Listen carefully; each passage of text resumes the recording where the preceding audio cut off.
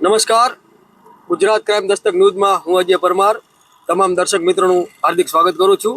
હાલ આપણે રાણપુરની જિલ્લા પંચાયતના મત વિસ્તારમાં નીકળ્યા છીએ અને લોકો પાસે અભિપ્રાય લઈ રહ્યા છીએ કે હાલમાં ચૂંટણીનો જંગ જે છે તેમાં કોણ બાજી મારી જાય તેવું છે અને લોકો શું અપેક્ષા રાખે છે. હાલ આપણી સાથે છે મનાભાઈ કરીને છે, તેમની સાથે વાત કરશું. મનાભાઈ, આપનું શું કહેવું છે રાણપુરમાં? અમારું તો એવું કહેવાનું છે કે અમે અહીંયા ઘણા વર્ષથી આ ઝૂંપડપટ્ટીમાં રહેતા હતા. એ બધા એવા નોખા નોખા થઈ ગયા. હવે કોને દેવા મત ને કોને નહીં દેવાના, અમારું કાંઈ સારું કર્યું નથી.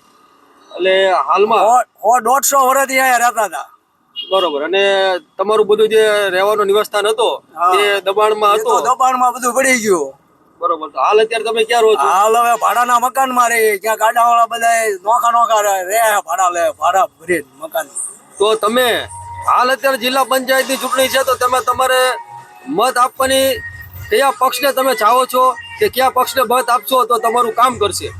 અમારે તો હવે કોઈ પક્ષને મત દઈને શું કરીએ? અમારું કાંક સારું થવું જોઈએ ને એને દેવાનું મત.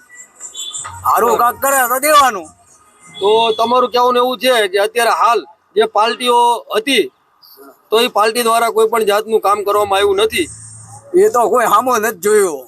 પાર્ટી વાળાને મત દીધા ત્યાં સુધી સારું, પછી કોઈ સામો નથી જોયું. પછી તો અમે રઝળતા થઈ ગયા બધી બાજુ.